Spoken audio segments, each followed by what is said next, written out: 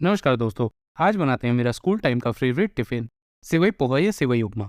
एक गंज में 2 गिलास पानी डालें, उसमें 1 टेबलस्पून नमक डाल के एक बॉईल आने दें। बॉईल आते ही उसमें 1 कटोरी सेवई ऐड करें और सेवई को बॉईल होने के लिए रख दें। तब तक एक कढ़ाई में 1 टेबलस्पून तेल डाल के उसमें प्याज डालें और प्याज को सॉफ्ट होते तक पकाएं।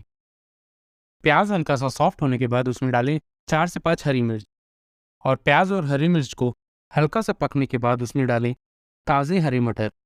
आप चाहें तो इसे स्किप भी कर सकते हैं, पर ताज़े मटर से एक स्वीटनेस का फ्लेवर आता है। मटर डालने के बाद इसमें आधा टेबलस्पून हल्दी पाउडर, आधा टेबलस्पून नमक और 1/4 लाल मिर्च पाउडर डालें। मसालों को एक बार चला के उसमें आधा टेबलस्पून काली मिर्च और आधा टेबलस्पून शक्कर डालें।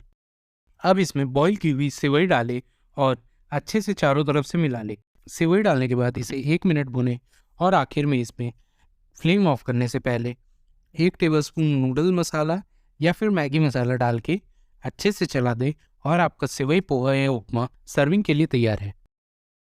ऐसे ही और वीडियोस के लिए सब्सक्राइब करें किचन वाला लड़का।